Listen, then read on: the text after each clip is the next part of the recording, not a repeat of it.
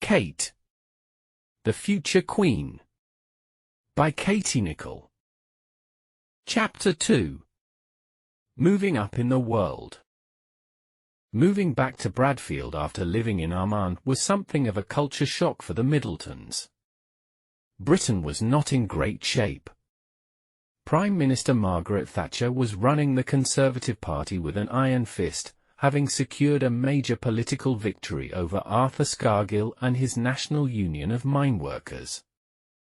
While the Middletons had been overseas, the miners' strike had changed not only the political panorama of the country but the physical landscape of the north of England, Wales, and Scotland, all of which suffered terrible social and economic depression when 20 mines closed within a year and took 20,000 jobs with them.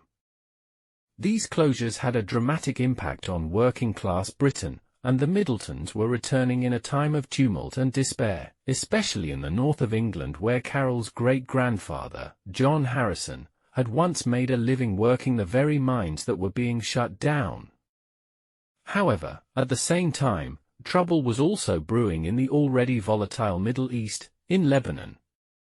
Across the border from Armagh, the British TV journalist John McCarthy had been kidnapped in Beirut by Islamic Jihad terrorists that April, so coming home was, in the end, something of a relief for Carol and Michael. Shortly after they got back, Carol was delighted to discover she was pregnant again. With 2 little girls already, both she and Michael were hoping their third child would be a boy to complete their family. Kate, who was by now 4 years and 8 months old, had grown into a delightful little girl. She was tall for her age, with curly hair, bleached blonde from her years in the sun. Ever since they had left Jordan, she had counted down the number of sleeps until her first day at school. The Middletons were fortunate enough to be able to draw on the trust fund that had been set up solely for the education of the family's ongoing generations. Like his father and grandfather, Michael had gotten his high school education at the fee-paying Clifton College in Bristol, and had thrived there both academically and on the sports field. Carol's schooling had been less privileged. Her parents had not been able to afford to send her to an affluent school. Instead, she attended the local public school, Featherstone High School. Former head teacher Alfred Borge remembered her as quite bright, but she did not stand out academically. That said, she was very well behaved and beautifully mannered.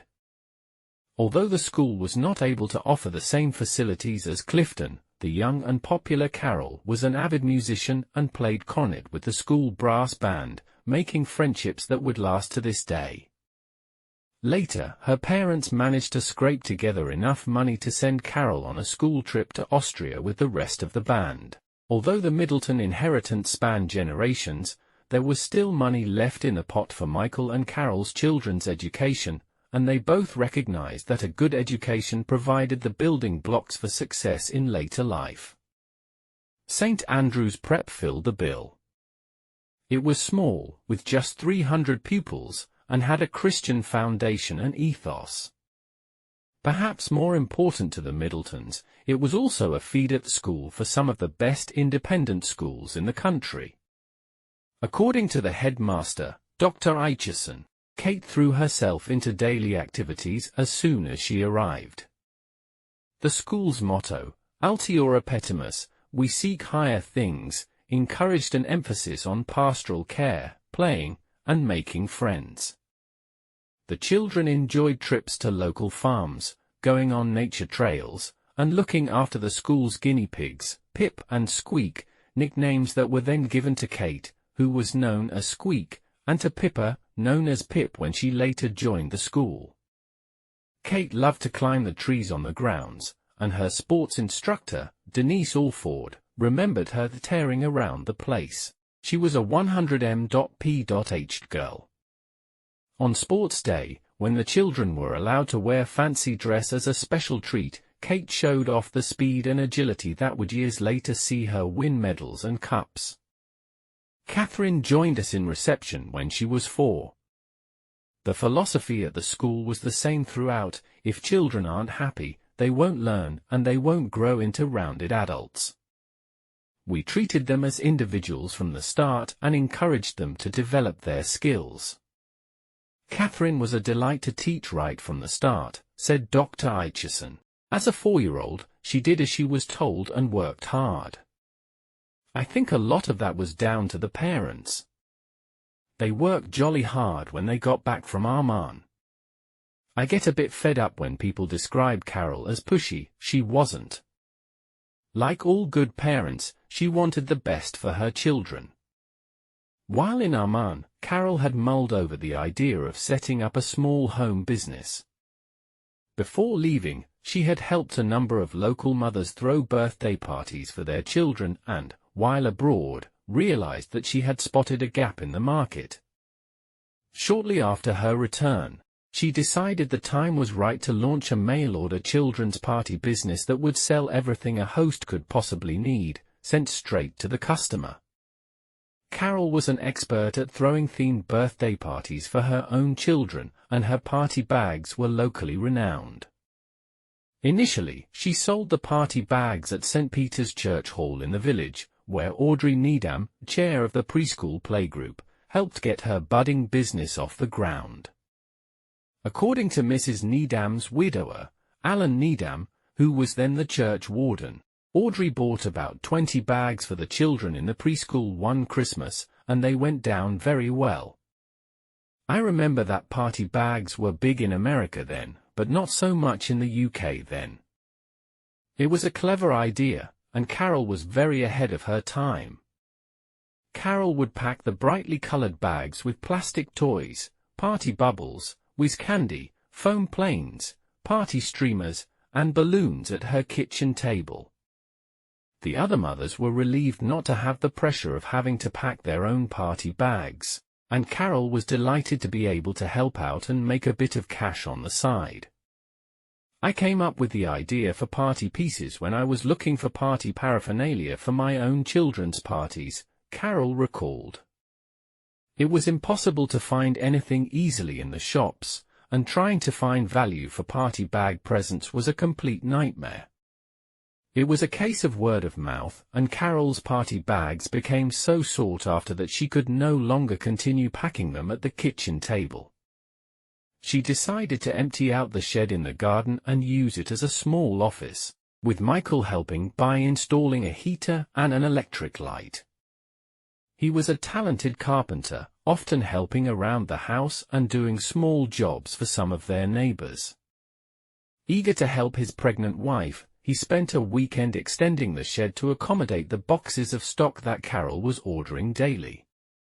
We are the original UK mail-order party company, starting from a shed in the back garden in 1987, Carol explained years later. We have come a long way since then, but we are still very much a family business. I am still actively involved and love sourcing and developing new party products. Party pieces was an obvious and clever idea that required very little investment, and with her creative flair and entrepreneurial skills, Carol found that her business quickly thrived. By now Kate and Pippa were both attending pre-prep school, so it was the perfect way for Carol to fill her days before the new baby arrived. George Brown recalled, Carol started party pieces in the garden shed. It was before James was born, and I would see her taking boxes down to the post office herself. Then suddenly the business took off and the shed was packed to the ceiling with bits and bobs. She was wonderful when it came to throwing parties, and she was always very clever when it came to making up party bags. I remember Catherine's 5th birthday party, which she did at the house. Carol did everything from start to finish, and everyone got wonderful bags to take home. I think Carol wanted to keep busy. She wasn't good at sitting around and doing nothing. Certainly, now with 3 young children to look after, a longed-for baby boy, James William Middleton had arrived on April 15, 1987, thus completing the family. Resting on her laurels would not be an option. What had started as a small and local project soon snowballed. Carol's brother, Gary, had advised her to put party pieces online. According to one family member, Gary told Carol to stop selling paper party bags from home and get them on the net. Carol was reluctant and said, "Mums don't use the internet." Eventually, she gave in and decided to set up an online company called Party Pieces. The canny move proved to be the making of the Middletons' fortune. Party Pieces became so successful that Nicholl handed in his notice at British Airways so that he could also get involved, and Carol leased an office space in the nearby village of Yatenden because they needed more room. She got Kate and Pippa to model the goods, which included personalized t-shirts, and posted the pictures on the company's website. I remember by then Nicholl had had enough at British Airways and didn't really like his job much, so he gave it up to help Carol out. "He was a good man and very competent," said George Brown. As with starting any business, there were some stumbling blocks at the outset, and at the time, setting up an online business was a relatively new idea. According to Martin Fiedler, at the start they had problems like everyone else. It was a slow starter, but they kept working at it, and it paid off. They were 100% in it together. Mike and Carol are a real team. 3 years after she launched the business, Party Pieces started selling its signature party-themed boxes, which contained everything you needed for an at-home birthday party. Way back in 1990 we launched our first in-house designed boxes, Carol revealed in a rare interview. They were such a hit with everyone that now we try and make sure we have party boxes to go with every party theme. She admitted that she worked around the clock. "It's great fun, but not for the faint-hearted," she said.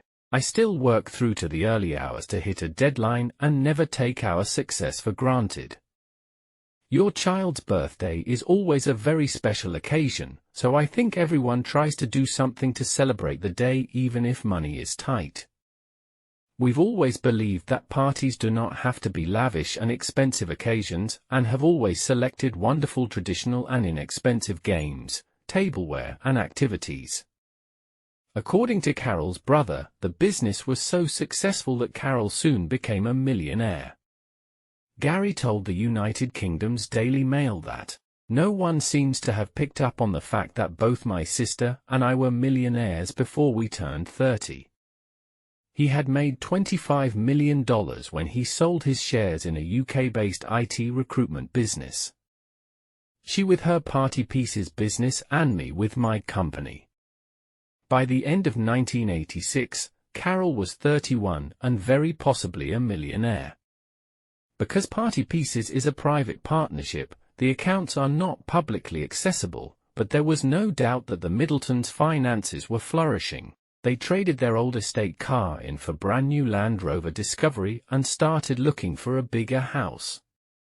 Dr. Aitchison recalled the business doing well within a short period of time after they returned from Jordan. Things took off for them, but they worked very hard. It was around this time that Carol suggested to her parents, Ronald and Dorothy, that they move from Norwood Green to Pangbourne. Carol was close to her mother and father, and as they got older, she wanted them to be nearer so they could spend time with their grandchildren. Financially, the Middletons were also in a position to put some money toward a property for them. Through a local estate agent in Bradfield, they found a charming cottage situated on the bank of the River Pang, overlooking the water and a little wooden bridge. It was chocolate box pretty, and Ron and Dorothy fell in love with the cottage as soon as they saw it. But leaving Southall was a life-changing move for the retired couple, and they had a change of heart at the last minute. "They backed out of the sale and I told them they were mad," said Dudley Singleton, who eventually managed to sell them the property after much persuasion. "They were worried it didn't have a garage and the gardens were small.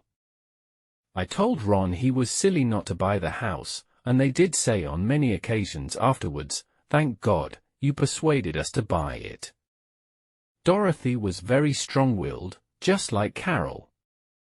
She had second thoughts, but it turned out to be the perfect house and they were very happy. They made new friends in Pangbourne, went for long walks, and were often seen together at the local pub. They loved it, and the move and the house was right for them. Dorothy, who had worked as a shop assistant throughout her life, found a part-time job at W. H. Smith a few doors down in Pangbourne, and Ron spent Saturday afternoons with his grandchildren once they had finished games at school. On Sundays, the whole family would get together for a roast lunch at the local pub. Even in Pangbourne, Dorothy had made an impression on the locals and was known by her nickname the Duchess. The one thing I would say about Dorothy is you would never have known she came from a working-class background in the North. She had a good speaking voice and a lovely manner, which is why she was nicknamed the Duchess, said Mr. Singleton. She was always well turned out and very much Carol's mother. She was a strong-minded lady with a lot of natural charm that Carol inherited. Ron was a very nice man, very gentle, a bit like Michael. He didn't have a strong personality like Dorothy. Once a year, Ron and Dorothy, and Michael's parents, Peter and Valerie, who lived in Hampshire, were invited to Kate and Pippa's school for Grandparents' Day, when the children would perform plays and concerts. They would come into the classrooms, and the children would put on concerts and productions and recite poetry for them. Ron and Dorothy were always there to watch them, recalled Mrs. Alford, who taught girls sports and, later, was their housemistress. Dorothy was tall and statuesque. You noticed her. She was always made up. Ronald was very low-key. He was such a lovely man. He had a twinkle in his eye, and when I met James, I always saw a bit of Ron in him. Weekends and holidays were family-oriented. Wanting the girls to be kept busy and make local friends, Carol enrolled Kate and Pippa in the first local St. Andrew's Brownie troupe in Pangbourne. In their uniform of brown culottes and yellow sashes, the girls made their Brownie guide promise to be good and help others. With 3 fingers raised and a toadstool in her left hand, a demure 8-year-old Kate pledged, "I promise that I will do my best to love my God, to serve the Queen and my country, to help other people and to keep the Brownie Guide law." Once she became a full-fledged member of the troupe, she was determined to collect as many badges as she could. Kate had no problem getting her housekeeping badges. She knew how to brew a pot of tea and boil an egg. June Scudder, the troupe leader, known as a brown owl, recalled Kate earning further badges for toy making and performing. For the jester badge, the girls had to get together and make a scene from whatever theme they were doing, and also make up a poem to read aloud to the others.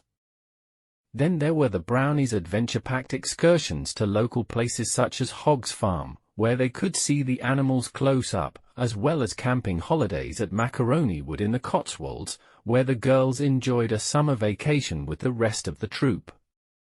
Former Brownie Isabel Ely, who went on a Brownie trip with the Middleton sisters, remembers the girls loving the long walks and arts and crafts activities.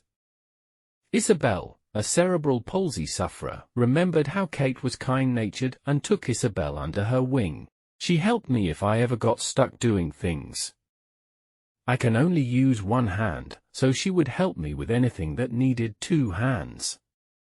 Back at school, Kate and Pippa were thriving. Avid musicians, they learned to play the flute and piano. They were such enthusiasts that they took extra piano lessons at home. Daniel Nicholl, who taught them, remembered Kate as a really delightful person to teach. "I don't think anyone would say she was going to be a concert pianist, but she was good at it. She always did everything she was told. I actually taught the whole family except Mike." Along with playing instruments, the girls loved to dance. Kate was especially good at tap and ballet. By the time she was in the prep school, she had made a circle of close friends in her year, among them Chelsea Finlay-Notman, Emily Bevan, who is still one of her best friends today, Zoe de Tourville, Fiona Beecroft, and Catherine Nippers. There was no doubt that Kate was happiest on the playing field. She loved hockey and went on to become one of the best players in the under-13 team. Jill Aitchison, who was known to the pupils as a Mrs. A, had spotted Kate's ability at all things sporting and recognized her potential to become one of the school's star players. The sports and drama teacher was the first person to hand Kate a hockey stick, noting that she was a natural player. Denise Alford, who also taught in the pre-prep before moving to the main school as a sports instructor, also recalled both girls' natural agility at sports. Both Catherine and Pippa stood out at sport because they were so good. We had games every afternoon. In the summer they would play from 4:30 until 5:45 p.m., and in the winter, it was after lunch and then lessons until about 5:30 p.m. It was a long day, and by the end of the week they were shattered, but their work ethic was tremendous. Kate was a member of the top hockey, netball, and tennis teams. The facilities at the school were excellent and included netball, tennis, and football courts, a hockey field, and an outdoor swimming pool. She was a fearsome swimmer, and her fast front crawl and backstroke enabled her to beat many of the school's records. Kate was so happy at the school that when she was 9 years old and about to start Year 5, 4th grade, in fall of 1991, she told her parents she wanted to be a weekly boarder. After a while a lot of the pupils decided they wanted to board, recalled Mrs. Alford's husband, Kevin Alford, who was Kate's class tutor from age 11 to 13 and taught sports, French, and German. Although the eye-watering $4,000 per term was manageable, Carol and Michael knew that having Kate away during the week would mark a change in the family dynamics. The Middletons were an exceptionally close family, and Carol and Mike enjoyed the vibrancy of their children, the stories and noise and laughter. Every weeknight, they would eat a home-cooked supper together around the kitchen table. Meal times were an opportunity to bring the family together, and all 3 children were expected to help. One would lay the table, another would clear up, and they were not allowed to leave their seats until their plates were clean. As children, we had to eat absolutely everything, Pippa recalled about family suppers in an article she wrote about her childhood. According to George Brown, who was often at Westview for tea with her daughters, Carol was a formidable cook and could mix up and bake a perfect Victoria sponge in minutes. She was what I would call a real homemaker. She was also a great baker and taught the girls to bake. The kitchen was a traditional cottage kitchen and the hub of the house, and Carol was always busy cooking up something. Certainly, the kitchen at Westview had happy memories for all 3 siblings. Birthdays were always a special occasion and often themed. Kate recalled dressing up as a clown in giant dungarees and playing musical statues, and how on her 7th birthday her mother made an amazing white rabbit marshmallow cake. One of James's earliest childhood memories is of dressing up in his favorite red Indian outfit and of the pirate-themed parties his mother used to organize, complete with water bombs and musical chairs. He said, "I remember my sister trying to make the cake and forgetting to add the self-raising flour. She ended up using the flat sponge to make a trifle cake instead. Boys don't like trifle when they should have had a pirate cake." When it came to holidays, the Middletons rarely went overseas. Weekends were spent walking and picnicking in the surrounding Berkshire countryside, and they would enjoy sailing holidays in Norfolk. Often, they rented a cottage for the school holidays in the Lake District. The girls would talk about these wonderful holidays they had at the cottage with no water and no electricity, recalled Denise Alford. They never came back with suntans, they holidayed in the UK most of the time. It was typical of their very grounded life. By the time James was in pre-prep, Kate and Pippa were boarders, having won their parents over. The girls' boarding house was on the top floor of the newly built science block, and they lived with a matron, a kindly woman named Margaret Hamilton. They settled in quickly, proud to be wearing their new uniform, a grey skirt and green sweater with the St. Andrew's tie in the winter and a green and white check dress in the summer. The week worked by routine. Wednesdays and Saturdays were sports match days. Hair washing was on Thursday evenings. The school day started at 9 a.m. after assembly and ended at 6 p.m. Every afternoon at 4 p.m. the boarders had tea on the lawns unless it was raining. This was one of the highlights of Kate's week. The kitchen staff wheeled out trolleys piled high with homemade Marmite and peanut butter sandwiches, buns, and donuts. With such intense physical activity during the school week, Kate was burning so many calories that she had lost weight. Carol was concerned enough to pay a visit to the school. Carol was very worried that Catherine wasn't having enough to eat. She was so thin, her school dress was hanging off her, recalled Mrs. Alford. Carol came at least once to see Yvonne Blay, the school secretary, to ask her if Kate could be given seconds if they were available, because she needed to eat more. Catherine was always tall and slim, she had a fast metabolism and was always tearing around the place. She would often come to see us in the two-bedroom flat we lived in at the school, particularly after our daughter Angharad was born. She and Pippa and their friends Cherry Collart and Joanna Hodge would come for toast and hot chocolate and to play with Angharad in the Wendy house. We tried to feed Catherine up, and the girls were allowed midnight feasts usually on Wednesdays, which were more relaxed because it was match day. They were allowed to change into their home clothes and buy some treats from the TUC shop, which I organized. Catherine had braces at that time so couldn't have anything too sticky. I remember she loved penny sweets and chocolate. On Saturdays, Michael and Carol would pick Kate up, and often her friends were invited to stay the night. According to Kate's good friend Fiona Beecroft, they would enjoy Saturday nights watching the TV show Gladiator and the movie Cocktail with Tom Cruise, which was Kate's favorite film. We stayed at each other's houses many times. I remember camping in the backyard with Catherine and Pippa many times. The family are lovely people, very sociable, and the house was always filled with laughter. Being a boarder meant that during the week Kate could play sports as much as she wanted after school. Often once supper was over, she would head to the netball court with some friends for a practice game, taking up her position of goal defense, or to the tennis court for a knock-around with Pippa.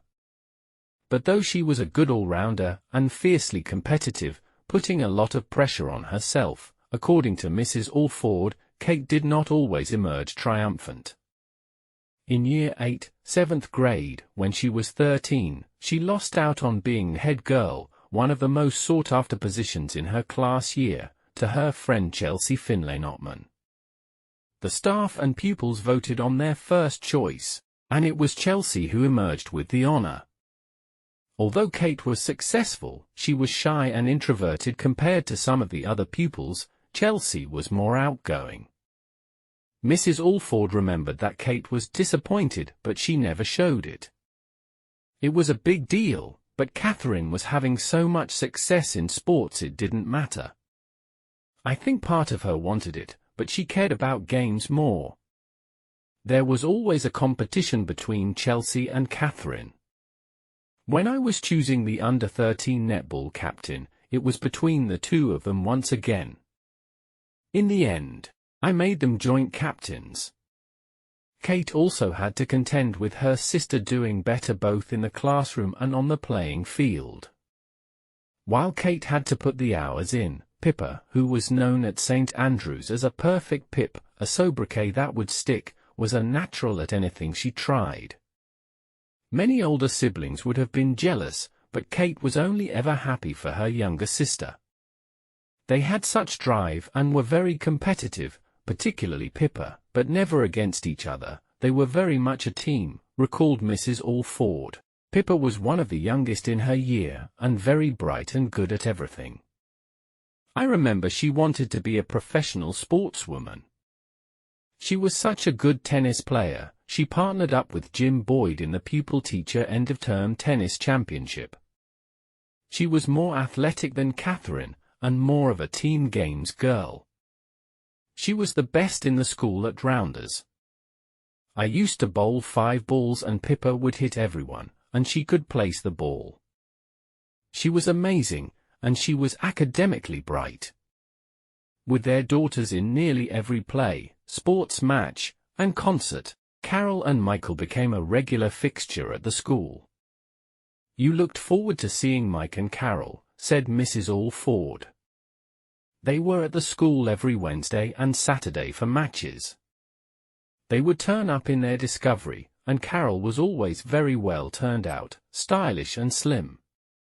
You got the impression life wasn't as serious for Mike. He would always make a joke. He brought some balance to the family, I think. Carol was in charge of negotiating the children's education. As parents, they were a great team. Carol enjoyed being involved with the school and joined a staff and parents netball team that Mrs. Aitchison and Mrs. Alford had started. Match nights were on Wednesdays in Newbury, and according to Mrs. Alford, Carol was an impressive goal attack. She loved it. We used to train on Saturday morning, and Carol would come in early to the school and practice shooting. On a Wednesday night, we'd go to someone's house for a team dinner. Carol didn't keep it up for long because the business started to get busy. She gave up after a season. At the end of the term, when the teachers wanted to give small presents to their class, Carol would help, and Mrs. Alford recalled her generously bringing leftover party pieces stock for the children. She was very involved. I remember we put a pool table in the boys' quarters and made it into a common room, and Carol called up and said it wasn't fair that the boys had a common room and not the girls. The rules were changed, and we allowed the girls to go and use the common room until the youngest boarders had to go to bed. It was a very British compromise, all down to Carol. I don't remember Catherine or Pippa playing pool, though, but that wasn't the point. For Carol, it was all about the principle. She wanted the best for her girls. Carol and Michael's hands-on parenting paid off, and Kate and Pippa proved to be model pupils. Catherine was a perfectionist and took great care over everything, said Mr. Alford. She worked hard to keep up in lessons, and endeavor, diligence, and concentration got her through. She was meticulous about everything, and her handwriting was beautiful. Her reports were all first class, and her parents' nights were a joy. They were great girls, and in the classroom at 8 a.m. tidying up before classes. Catherine was tremendous fun. I remember she loved the TV show Absolutely Fabulous, and she was a great mimic. She used to do an impression of Joanna Lumley and would always joke to her friends when she thought the teacher wasn't listening, "That's absolutely fabulous, darling." Kate was consistently well-behaved and got along well with her teachers. When Dr. and Mrs. Aitchison left the school, Kate presented them with a teddy bear that everyone in the family had signed. She had carefully inscribed it with the words that Dr. Aitchison had instilled in her, "I'll always keep smiling." She had the most fabulous smile, and I always told her, "Whatever happens in life, keep smiling," he recalled. She was also extremely fond of the Alfords, to whom she gave a framed print of a Picasso painting when she left. She had 2 other favorites, David G., who taught her physical education and math, and Jim Boyd, who headed up the English and drama departments. For a shy girl, Kate was surprisingly extroverted on the stage. The school put on 2 productions every year, and during her time there, she was in almost every play. It didn't matter whether she had a lead or supporting role. Kate simply relished being part of a team and a production and loved the opportunity to dive into the costume wardrobe. The school had an impressive drama department, with performances staged in the sports hall, known as the New Hall. The teachers and pupils made sets, and rehearsals often took place after class. Catherine was in most of the school plays I produced, and she was a real joy to direct, said Jim Boyd. She always remembered her lines, and she was very reliable when it came to rehearsals, which is why she always got good parts. She had a great voice and would often do solos, and she was very confident. If she didn't get a big part, she was never bothered, which was very endearing. She was also up for anything, especially if it involved her dressing up. For one of the parts she played, I had to draw a birthmark on her leg in red lipstick, and she was always happy getting dressed up for something like Comic Relief, the charitable organization. One of Kate's greatest achievements was playing the protagonist in Dick Whittington, which required her to wear a green bodysuit and green tights. Pippa scurried along the floor as King Rat in the production, along with their brother, James. They learned their lines while sitting around the kitchen table at home because it was one of the plays we did in the school holidays, explained Mr. Boyd. Catherine was brilliant as Dick and managed to carry off playing a total buffoon very professionally. She had to be pretty stupid and gormless, and she executed her lines with great comic timing. I remember there was one line she had to say that went, "I'm such a prat with a stupid cat," which really made everyone laugh. All three children loved being in school plays so much that during the summer holidays, they attended Mr. Boyd's drama camp. Rehearsals would take place from 9 a.m. until 4 p.m. every day. We would always do a pantomime at Christmas and a play in the summer, recalled Mr. Boyd.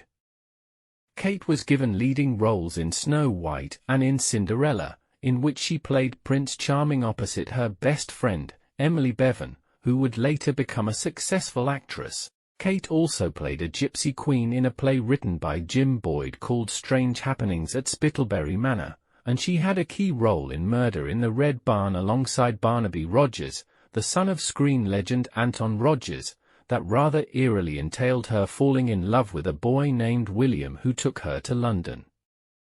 When footage of the play was posted on YouTube years later, it caused a sensation.